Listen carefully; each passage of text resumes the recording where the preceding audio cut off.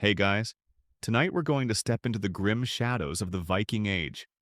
Far from the roaring longships and tales of heroic warriors, we're going to pull back the curtain on what it sucked to be a slave in the Viking Age, revealing a life of absolute powerlessness, relentless toil, and profound misery. Imagine being ripped from your home, stripped of your freedom, and forced into a brutal existence where your life was worth no more than a tool or a beast of burden. If you think you've ever had a bad boss, trust me, you wouldn't have survived a single day as a Viking thrall. So, before you get comfortable, take a moment to like the video and subscribe, but only if you genuinely enjoy what I do here. Tell me where you're listening from in the comments below, and what time it is for you. Now, dim the lights, maybe turn on a fan for that soft background hum, and let's ease into tonight's journey together. You're living a seemingly ordinary life. Perhaps a farmer in Anglo-Saxon England, a fisherman in Ireland, or a peasant in Slavic lands. Then, the longships appear on the horizon, their dragon prows cutting through the waves. This is the brutal beginning of your enslavement. You might be caught during a sudden, violent raid on your village, your home burned, your family scattered, or perhaps you're captured in the chaos of a battlefield, a prisoner of war. You could even be a free person from a Norse society, forced into bondage by debt or as punishment for a crime. Regardless of how it happens, your freedom is brutally, irrevocably stripped away. You are now a thrall Old Norse thrall, a slave, the lowest rung of Viking society. This act of capture, through raids or debt, is a common historical fact for how individuals became thralls. Imagine the terror of that moment, the shouts, the chaos, the feeling of being roughly seized, your hands bound, your fate instantly changed. You are no longer a person with rights or a name. You are now property, a commodity to be bought, sold, and used at your owner's will. This profound and immediate loss of identity and autonomy is a truly disturbing detail that marks the beginning of a thrall's existence. Once captured, your journey into bondage would begin. If seized from distant lands, you would be forced onto a Viking longship, often chained or bound, for a terrifying and arduous voyage across the sea. Imagine the cramped conditions, packed tightly with other captives, enduring hunger, thirst, and the relentless tossing of the ship. The fear of what awaited you in a new, unfamiliar land, under the absolute control of your Viking captors, would be immense. Many thralls likely didn't survive the journey, succumbing to disease, starvation, or simply despair. Upon arrival in a Viking settlement, often in Scandinavia, Iceland, or Greenland, you would be immediately put to work. There was no gentle introduction to your new life. It was a plunge into relentless, back-breaking labor. Your existence revolved around the constant demands of your owner, with no respite or choice. You would perform the most arduous and undesirable tasks, the dirty and dangerous work that free Vikings would avoid. This immediate immersion into harsh labor is a crucial, less commonly emphasized, detail. Imagine yourself toiling in the fields, much like a peasant, but without the meager rights or tenuous land tenure. You'd be plowing, sowing, and harvesting, working from dawn till dusk under the watchful eye of your owner or an overseer. Or perhaps you'd be clearing new land, a physically grueling task in the harsh Norse environment. Your body would ache constantly, your hands would be calloused and raw, and exhaustion would be your perpetual companion. You were an engine of labor, valued only for your physical output. Beyond agriculture, thralls performed a wide range of tasks. Imagine yourself cutting peat for fuel, fishing in icy waters, tending livestock, or fetching water and firewood. If your owner was a wealthy chieftain, you might be forced to work in their household, cleaning, cooking, and performing domestic chores. For the poor, a thrall might be the only extra labor they could afford, sharing their simple home and demanding constant work in return for basic sustenance. A persistent academic debate among historians revolves around the precise origins and social status of thralls. While often associated with foreign captives from raids, what percentage were actually internal? Norse individuals enslaved due to debt or crime did their treatment vary significantly based on their origin. While acknowledging variations, the overarching consensus is that thralls, regardless of origin, occupied the lowest rung of society with virtually no rights. So, as you slowly succumb to the gentle pull of sleep, imagine the terrifying moment of capture and the brutal beginning of a thrall's life.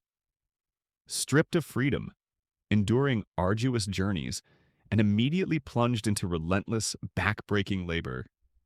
Your comfortable and free life tonight is an unimaginable luxury compared to the constant toil and profound misery that defined being a slave in the Viking Age. Having been violently ripped from your former life and forcibly transported across treacherous seas, your new reality as a thrall in the Viking Age was defined by absolute subjection and relentless toil on your new owner's land. Imagine arriving in a foreign land, utterly devoid of familiar faces or customs, and immediately being plunged into an existence where your life was dictated by the whims of others. This journey to bondage was not merely a physical relocation, it was a profound descent into a life of complete dehumanization and powerlessness. Your new home would likely be a rural farmstead in Scandinavia, Iceland, or even a nascent settlement in Greenland. Imagine the stark contrast between the vibrant, bustling world you may have known and the often isolated, harsh environment of a Viking farm. You would be living in rudimentary conditions, often in outbuildings, sheds, or a designated area within your owner's longhouse. Privacy would be non-existent, and comfort a distant memory. The air would be thick with the smell of animals, smoke from the hearth, and unwashed bodies. This immediate immersion into a primitive and often squalid living situation is a brutal detail that followed your capture. Your primary purpose as a thrall was to provide unpaid labor. Imagine rising before dawn, often without being called, knowing that every moment of your day, from first light to last, was dedicated to your owner's prosperity. You would perform the most arduous, monotonous, and often unpleasant tasks that free Vikings would avoid. This could include endless hours of tilling the soil, sowing seeds, and harvesting crops in often difficult terrain and harsh weather conditions. Your body would ache constantly, your hands would be calloused and cracked, and exhaustion would be your perpetual companion. You were a tool, a living engine of labor, valued only for your physical output. Beyond agriculture, your duties would be varied and unending. Imagine yourself spending long, arduous days cutting peat for fuel in boggy marshes, chopping firewood in dense forests, or hauling heavy stones for construction. If your owner had livestock, you would be responsible for tending to animals, mucking out stalls and milking cows or goats. Even in freezing temperatures in coastal areas, you might be forced to fish in icy waters, constantly battling the elements. No task was too dirty or too dangerous for a thrall. For women thralls, the labor was equally relentless, often revolving around the domestic sphere.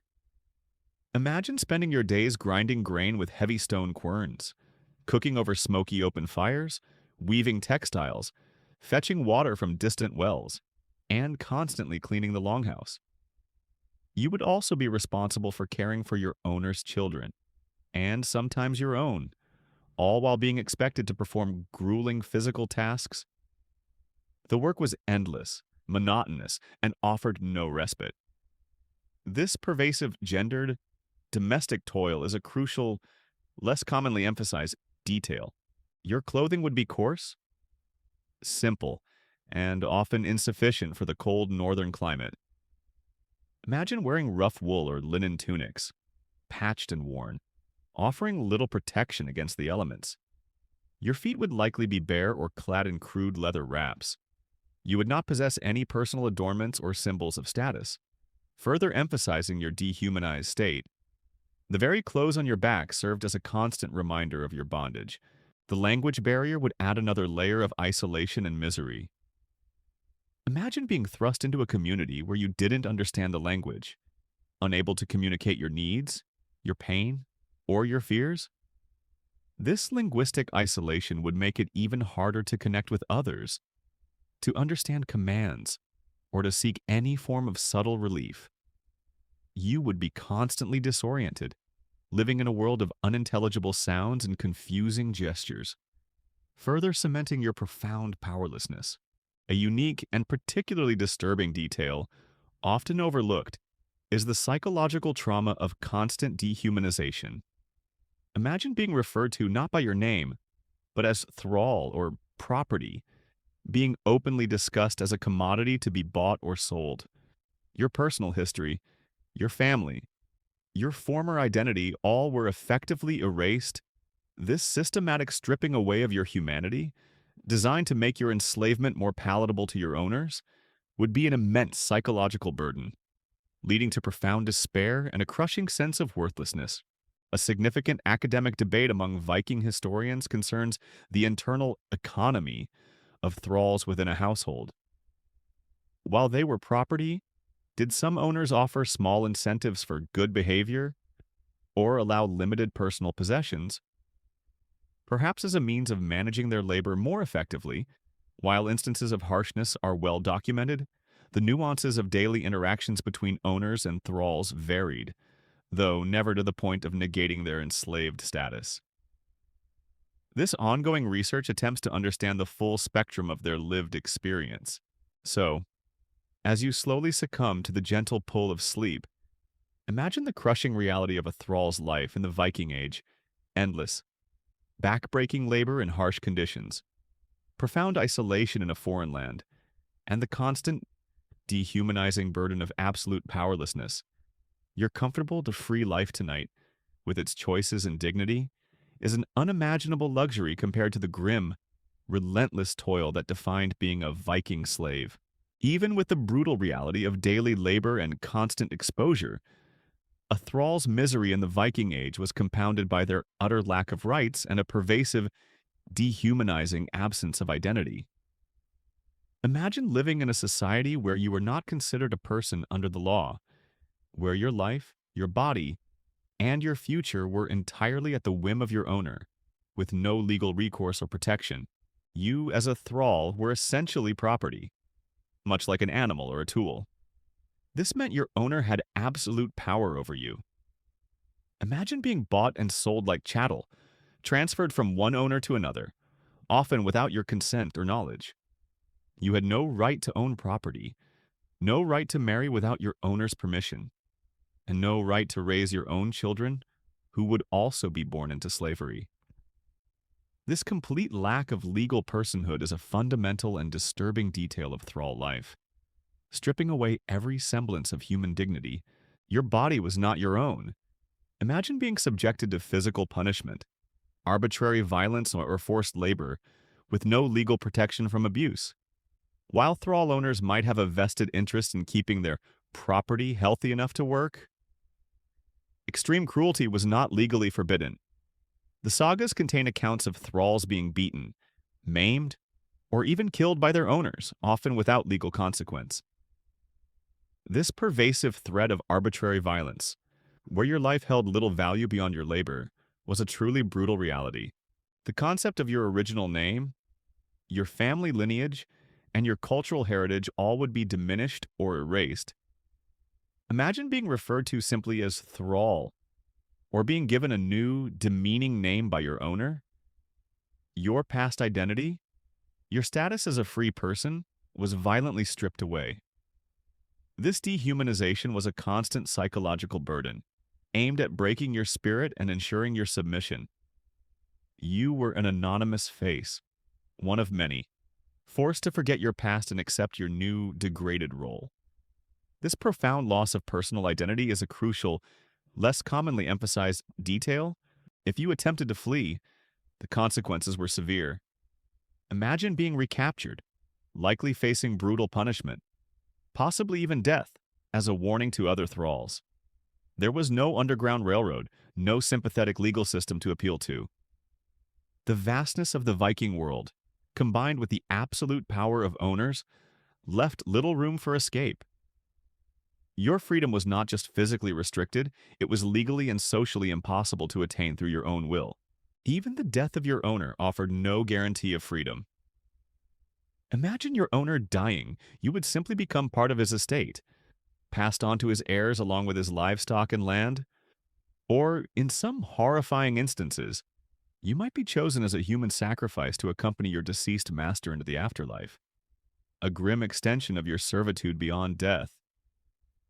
This terrifying possibility, which we've touched upon in Viking funerals, highlights the extreme vulnerability of thralls even in their master's demise. The psychological toll of living in such a state of absolute powerlessness was immense. Imagine the despair, the hopelessness, and the profound sense of worthlessness that would permeate your days. You had no control over your future, no voice in your own life, and no protection from arbitrary cruelty. Your dreams and aspirations would be crushed, replaced by the grim reality of endless toil and subservience. This constant mental anguish was as debilitating as any physical hardship. A unique and somewhat disturbing detail is the presence of runic inscriptions by thralls. Though exceedingly rare, imagine a thrall, against all odds, learning rudimentary literacy and carving a short inscription, perhaps on a tool or a piece of wood, to lament their fate or express a hidden identity. These faint echoes from the past offer tantalizing glimpses into the inner lives and unspoken suffering of those who were denied a voice, hinting at a desperate resilience even in the face of utter dehumanization. These rare inscriptions challenge the notion of complete anonymity.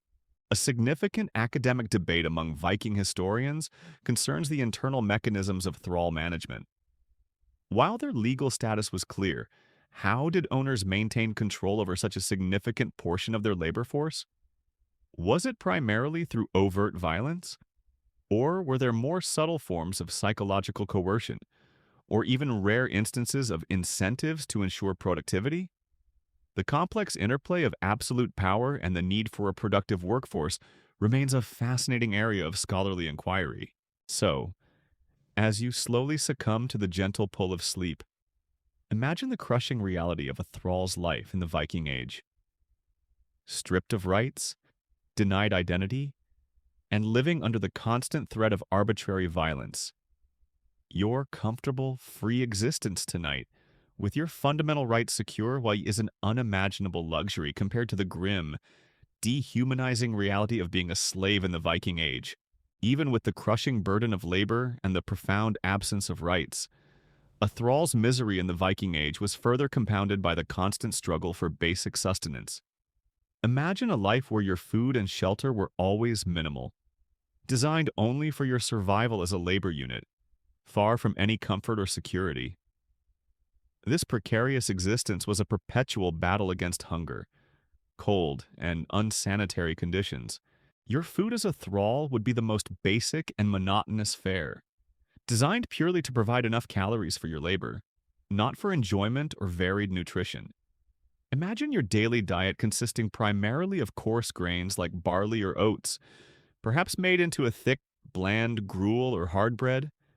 You might occasionally receive some dried fish or a small amount of salted meat, but fresh meat or a varied diet would be a rare luxury, consumed by your owners.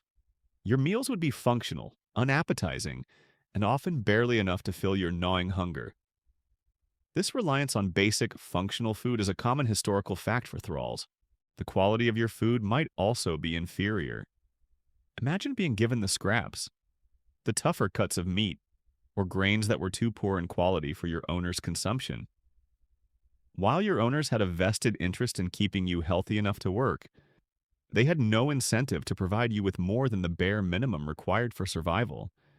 This constant low-level hunger and nutritional inadequacy would erode your strength and make you more susceptible to disease. Water would be a constant concern. Imagine fetching water from communal wells or streams, often shared with livestock and likely contaminated. You would drink this unpurified water, often causing stomach ailments like dysentery, which could rapidly debilitate you, while your owners might drink ale or beer made with boiled water. Thus safer, you as a thrall might not always have access to these safer alternatives, making every sip a gamble with your health. This lack of access to truly clean water is a crucial, less commonly emphasized detail your shelter would be rudimentary at best. Imagine sleeping in outbuildings, sheds, or a designated, often cramped and unheated, section of your owner's longhouse. You would have no privacy, sharing space with other thralls, or even with livestock during colder months. Your bedding might be little more than straw or coarse mat on the cold, damp earth floor. There would be no windows or just small, unglazed openings, letting in little light and offering no insulation from the biting cold or dampness.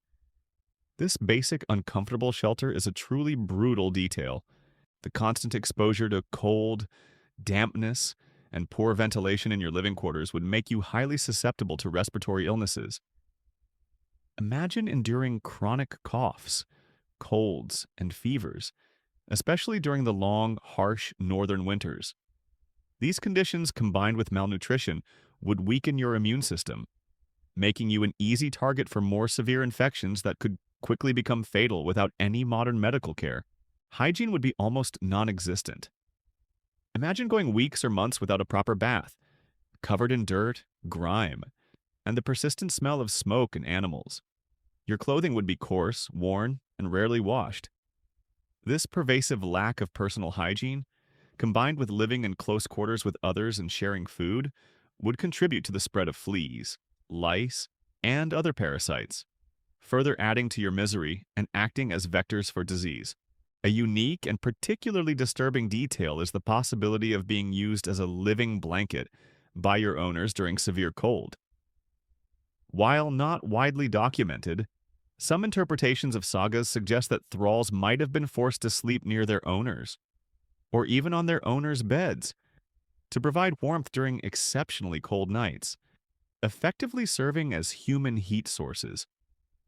This practice, if it occurred, would highlight the extreme dehumanization and exploitation of thralls, even in the intimacy of a longhouse, reducing them to mere objects for comfort. This chilling concept underscores the absolute power dynamic. A significant academic debate among Viking historians concerns the precise caloric intake and nutritional status of thralls compared to free Vikings or peasants from other societies. While they were certainly at the bottom of the social ladder, were thralls consistently starved, or simply provided with a monotonous, bare minimum diet to ensure productivity? Archaeological findings of skeletal remains sometimes offer clues to their diet and health, revealing signs of stress and malnutrition, but the exact degree of suffering remains a subject of ongoing research. So, as you slowly succumb to the gentle pull of sleep, imagine the constant struggle for basic sustenance that defined a thrall's life in the Viking Age. The monotonous, meager food, the contaminated water, and the brutal reality of uncomfortable, unsanitary shelter. Your comfortable, well-fed sleep tonight, with your safe and warm home, is an unimaginable luxury compared to the grim, precarious existence of a Viking slave. Even after you, a thrall in the Viking Age, endured the relentless toil and constant hunger, a far more terrifying and pervasive threat loomed over your existence: the absolute power of your owner, leading to the horrifying reality of violence and abuse. Imagine living every day knowing that your body was not your own, and that arbitrary punishment, physical brutality, or even sexual exploitation could be inflicted upon you at any moment. Without legal consequence or protection, you were legally considered property, a chattel, with no inherent rights that an owner was bound to respect. This meant your owner had the right to beat you, maim you, or even kill you, often with little to no legal repercussions.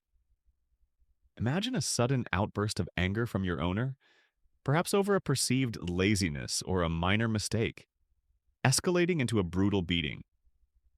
You would have no recourse, nowhere to flee, and no one to appeal to for justice.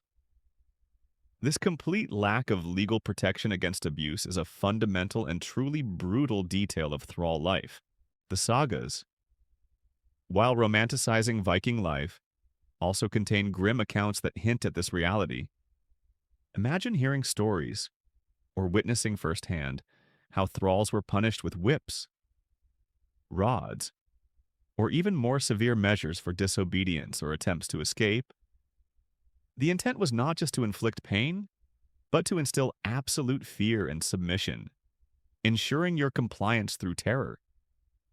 This pervasive threat of arbitrary violence was a constant psychological burden, forcing you to be perpetually vigilant and subservient.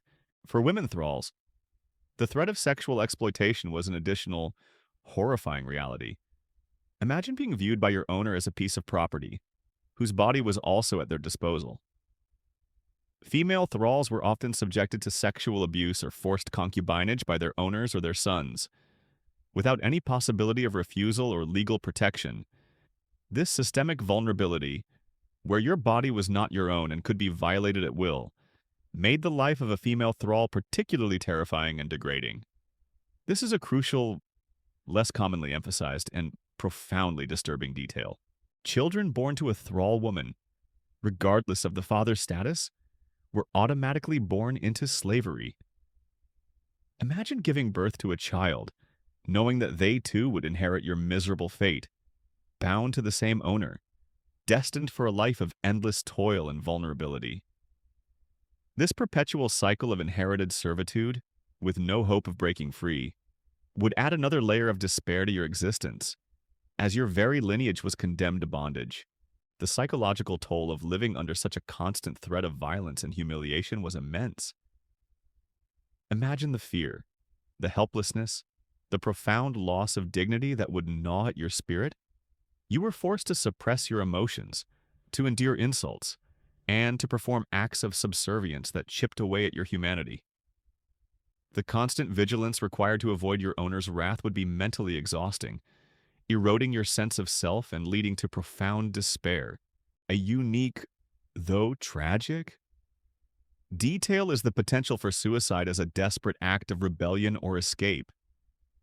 While evidence is scarce and hard to interpret, some thralls may have chosen this ultimate form of defiance rather than endure perpetual suffering.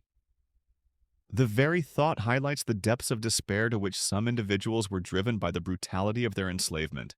A significant academic debate among historians concerns the extent of actual abuse versus the economic incentive to maintain a thrall's health.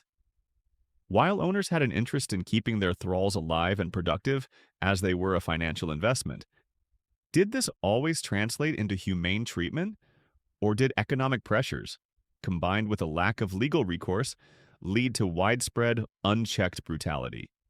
The consensus is that while some owners may have been kinder out of pragmatism, the inherent power imbalance and lack of legal protection meant that physical and sexual abuse were always a pervasive threat, making the thrall's life truly terrible.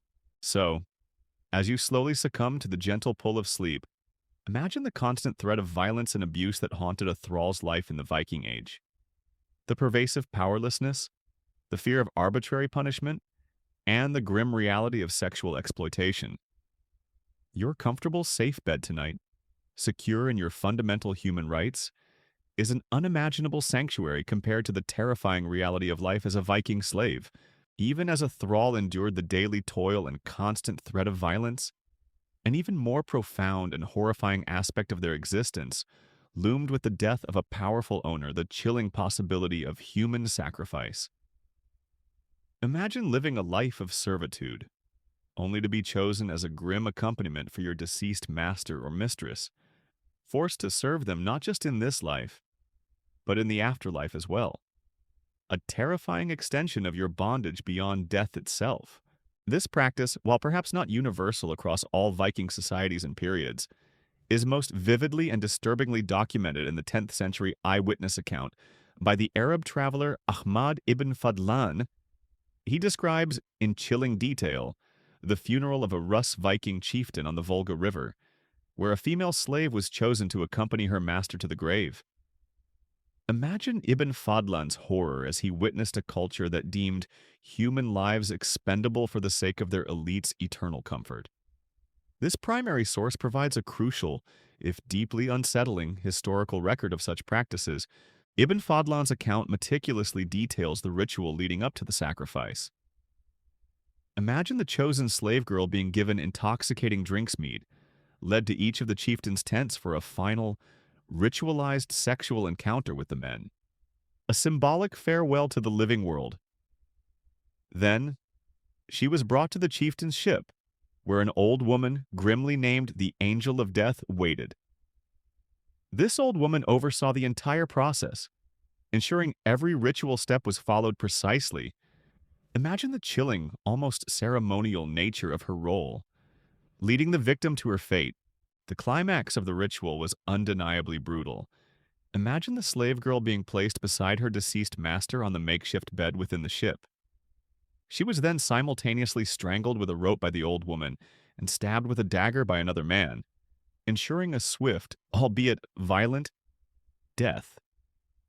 This dual method of killing was designed to be effective and ritualistically precise, aimed at ensuring her spirit followed her master immediately into the afterlife. The sheer brutality and premeditation of this act, performed as a sacred duty, is a truly disturbing detail. The rationale behind such a horrifying practice was deeply embedded in Viking beliefs about the afterlife and social hierarchy. Imagine the conviction that a powerful chieftain or lord entering the next realm would require the same retinue and comforts they enjoyed in life.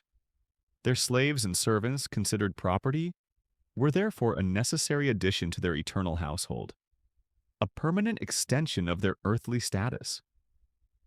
This belief transformed human beings into living, breathing grave goods, their lives sacrificed for the perceived needs of the dead. This highlights the extreme dehumanization inherent in thrall status. Archaeological evidence, while often more ambiguous than Ibn Fadlan's narrative, provides suggestive clues. Some elite Viking burials, particularly ship burials and rich inhumations, have yielded multiple human remains, where one individual is clearly the primary burial, and others appear to be secondary burials. Imagine archaeologists carefully uncovering skeletons that show signs consistent with violent trauma, or unusual body positions that suggest they were not laid to rest naturally, but rather in a ritualistic manner. While proving sacrifice definitively can be challenging, these patterns often align with historical accounts of such practices, offering a grim physical testament to the saga's tales. The Oseberg ship burial, for example, contained two women, one a high-ranking individual, and another younger woman whose status and cause of death remain debated, but are often interpreted as a possible sacrifice. A unique, less common detail is the ritualistic nature of these sacrifices, suggesting that they were not random acts of violence but deeply ingrained religious ceremonies. Imagine the specific prayers, chants, and symbolic actions that accompanied each stage of the sacrifice, all performed with solemnity and purpose.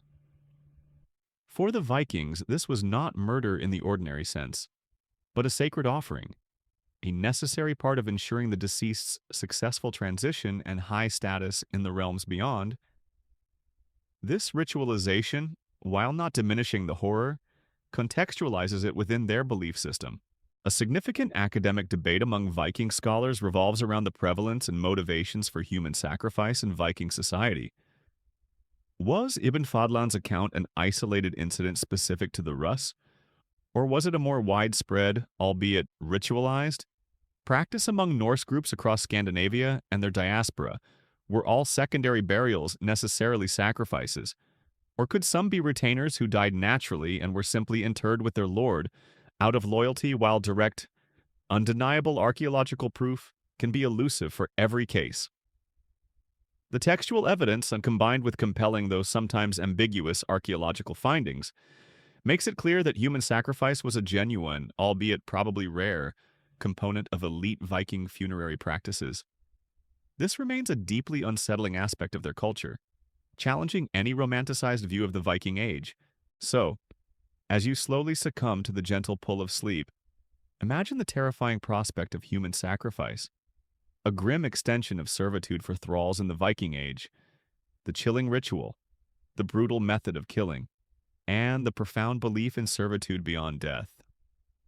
Your comfortable, peaceful sleep tonight, secure in your fundamental human rights and freedom, is an unimaginable sanctuary compared to the grim fate of those chosen to serve their masters eternally in the Viking afterlife. Beyond the daily toil, the threat of violence, and the ultimate horror of potential sacrifice. A thrall's life in the Viking Age was further defined by the brutal reality of being a commodity in trade. Imagine your personal worth reduced to a mere economic value, a piece of property to be bought, sold, and transported across vast distances, with your fate entirely dictated by market forces and the whims of distant merchants. Your very existence was determined by the demand for labor and the fluctuating prices of human chattel. The Vikings were not just raiders and explorers, they were also formidable traders, establishing vast networks stretching from North America to the Byzantine Empire. And a significant, yet often overlooked part of their trade goods were human beings. Imagine yourself a thrall, being bought and sold in bustling market towns like Hedeby or Burka, or even in distant Islamic lands. You might be exchanged for silver, furs, amber, or other valuable commodities. This active trade in thralls is a common historical fact, indicating the scale of human trafficking in the Viking Age. The process of being traded could involve terrifying and arduous journeys. Imagine being marched over land for weeks, perhaps chained to other thralls, enduring hunger, thirst, and the elements, or being packed onto a merchant ship, enduring cramped and unsanitary conditions, battling seasickness and the fear of what awaited you in a new, even more distant land. You had no say in your destination or your new owner. Your fate was entirely in the hands of the merchants. This forced movement across vast distances, often in brutal conditions, is a truly disturbing detail. When you were put up for sale, imagine standing in a marketplace, naked or in rough clothing, your physical attributes, strength, age, perceived health being openly assessed by potential buyers. Your teeth might be inspected, your muscles prodded.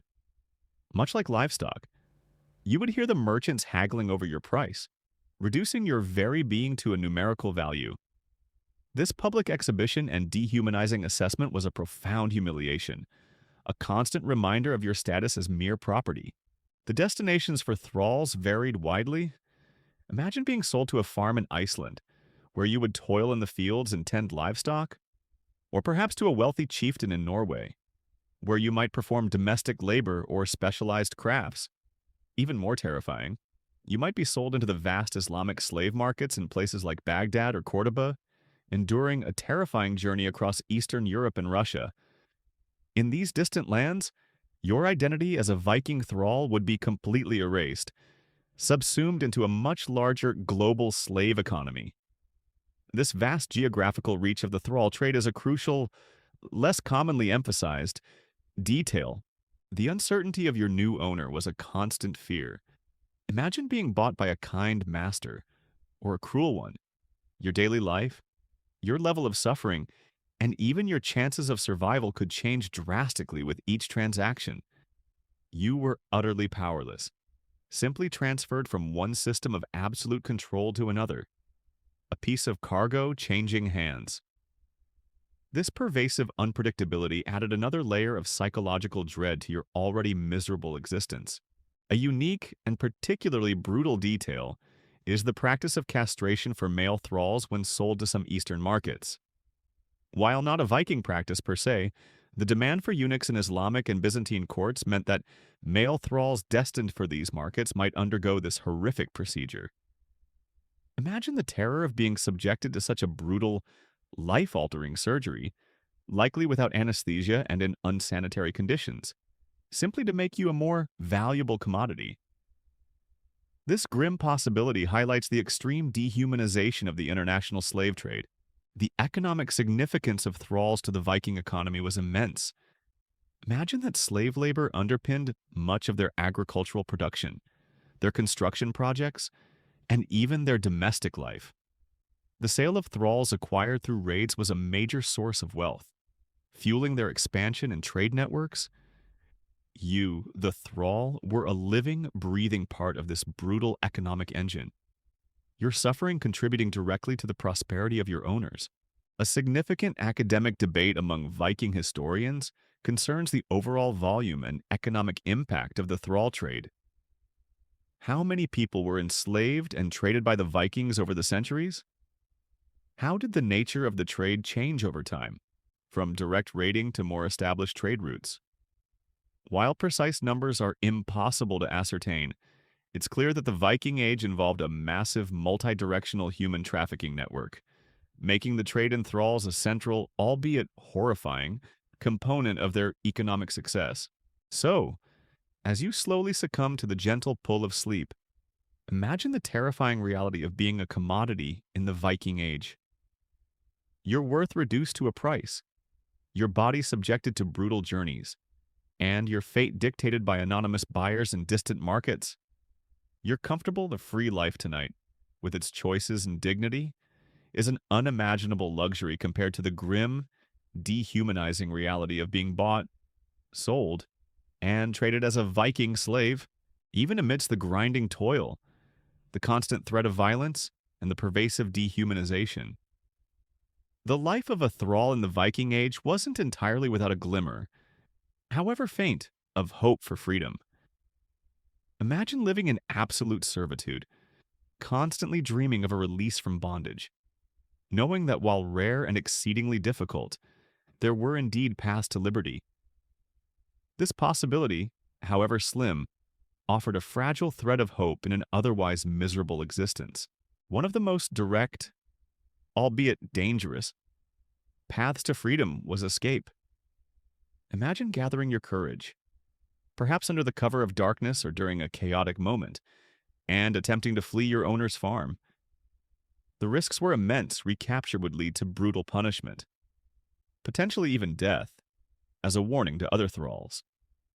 Without knowledge of the local terrain, the language, or any sympathetic allies, your chances of success would be slim.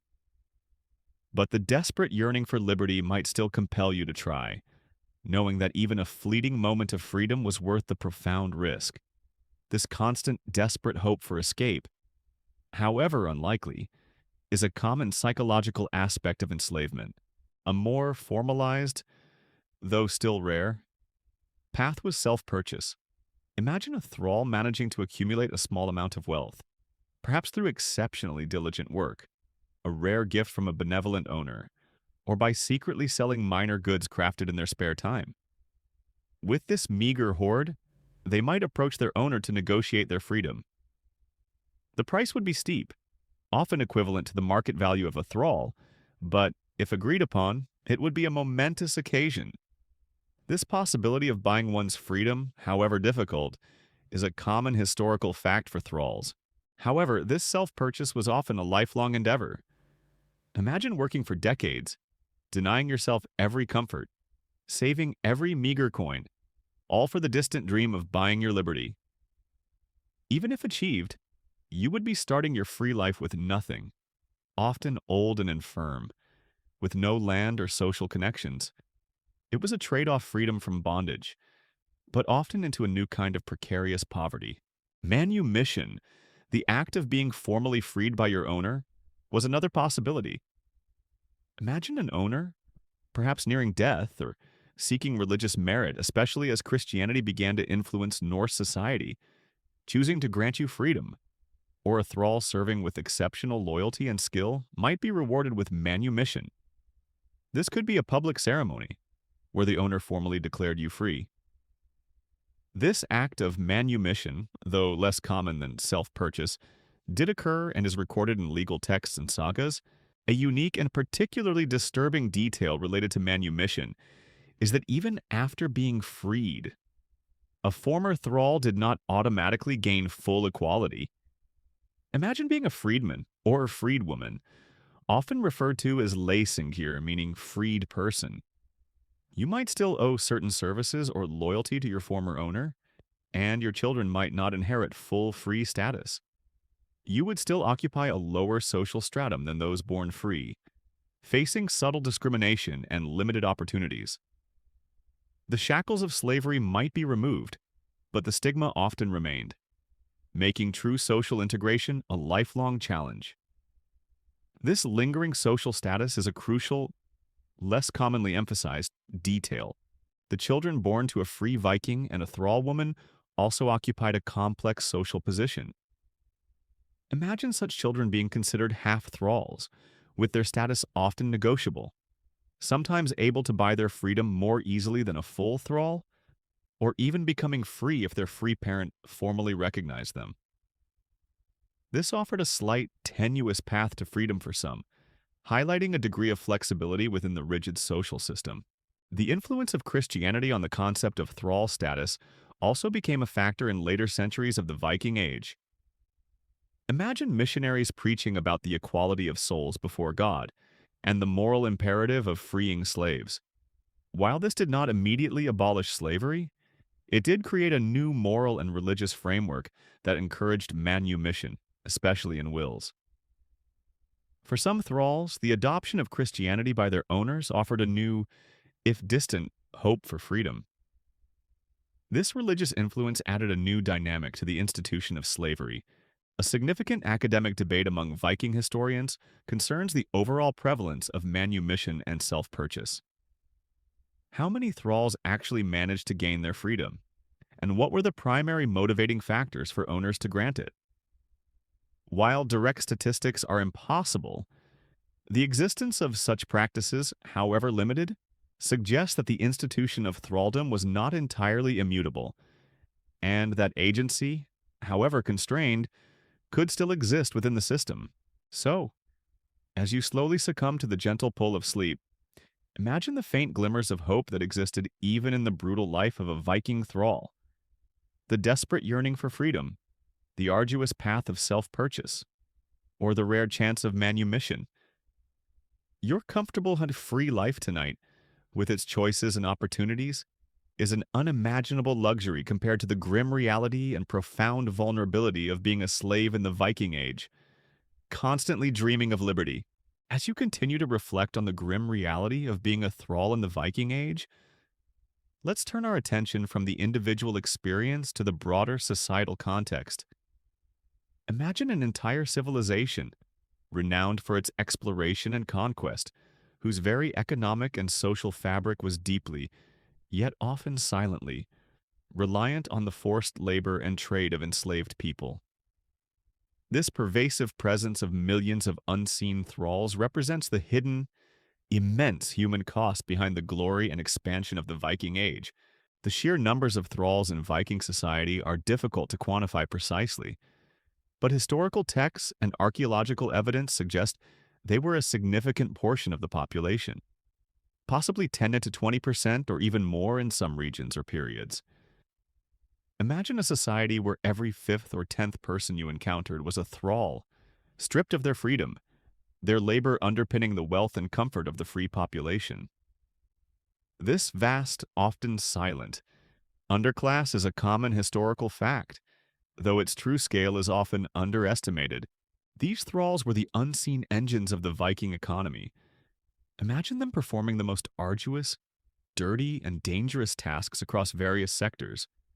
In agriculture, they cleared land, plowed fields, tended livestock, and harvested crops, freeing up free farmers for military service or other endeavors. In domestic settings, female thralls ground grain, cooked, cleaned, and wove textiles, enabling free women to manage households or participate in other activities. In construction, they hauled timber and stone, building longhouses, fortifications, and ships. Their forced labor effectively subsidized the entire Viking way of life, allowing a free warrior class to engage in raiding and exploration. This pervasive economic contribution, often uncredited, is a crucial detail. The origins of these thralls were diverse, reflecting the vast reach of Viking activities. Imagine waves of captives brought back from raids on Anglo-Saxon England, Ireland, Francia, and Slavic lands to the east. But also imagine local Norse individuals, enslaved due to debt, famine, or as punishment for crimes.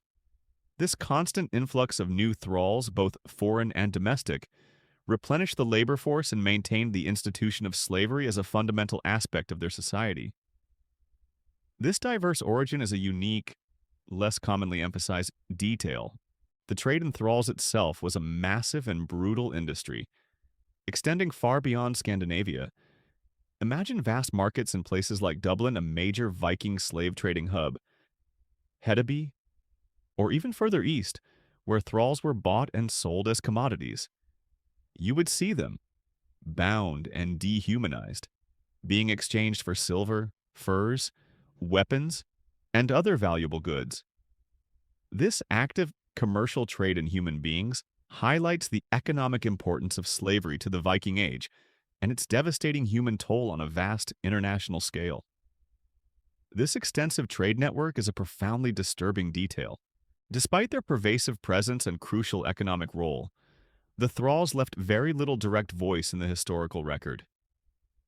Imagine their stories, their suffering, their hopes, and their fears largely unwritten, swallowed by the silence of history. Our understanding of their lives comes primarily from sagas written by the free, often glorifying their masters, legal codes defining thralls as property, and archaeological findings, skeletal remains, signs of arduous labor, rudimentary living conditions. Piecing together their lived experience is a constant challenge for historians, relying on indirect evidence. The psychological impact on a society that normalized such widespread dehumanization is a complex one. Imagine a free Viking, growing up seeing thralls as mere property, their suffering largely invisible or justified by custom and law. This normalization of absolute power over other human beings shaped the moral fabric of their society, allowing them to engage in both grand exploration and profound brutality. This inherent contradiction is a fascinating, if grim, aspect of the Viking Age. A significant academic debate among Viking historians concerns the precise nature of thraldom in the Viking Age, compared to other slave societies, Jainja, Roman or transatlantic slavery. Was it generally less brutal due to smaller scale and closer proximity to owners, or equally dehumanizing? Did the potential, albeit rare, paths to freedom self-purchase, manumission make it a softer form of slavery, or simply a tantalizing, unattainable illusion for most? This ongoing research tries to understand the nuances of their institution of slavery, but the consensus remains that it was a deeply unjust and cruel system. So, as you slowly succumb to the gentle pull of sleep, imagine the vast, silent population of thralls beneath the surface of the glorious Viking Age. Their lives, marked by capture, endless toil, violence, and dehumanization, represent the immense human cost of exploration, conquest, and economic prosperity. You're comfortable on free sleep tonight, with your fundamental human rights secure, is an unimaginable luxury compared to the grim reality of the unseen millions who bore the true burden of the Viking Age. As you finally drift into the profound silence of sleep, let's bring our journey through what being a slave was like in the Viking Age to a close. Take a moment to reflect on the hidden human cost, the relentless suffering, and the enduring legacy of an institution that underpinned much of Viking society. Far removed from the romanticized images of heroic adventurers, the life of a thrall was a brutal descent into absolute powerlessness. You've imagined the terrifying moment of capture, ripped from your home and thrust into a world of bondage? The arduous journey to a new land, often across treacherous seas, was a prelude to a life defined by relentless, back-breaking toil, day in and day out, whether on the farm, in the household, or in the construction of mighty ships and settlements. Your existence was marked by a complete absence of rights and identity. You were property, a commodity to be bought and sold, with no legal protection from arbitrary violence and abuse, including the horrifying reality of sexual exploitation for women thralls. Your meals were meager, your shelter rudimentary, and your body was constantly battling hunger, cold, and unsanitary conditions. Perhaps most chilling was the ultimate horror of human sacrifice, where a thrall might be chosen to accompany their master into the afterlife, a grim extension of their servitude beyond death itself. You've imagined the chilling detail of ritual strangulation and stabbing, a testament to the extreme dehumanization inherent in the institution, and the trade in thralls, a massive and brutal industry, ensured that countless individuals were bought, sold, and transported across vast distances.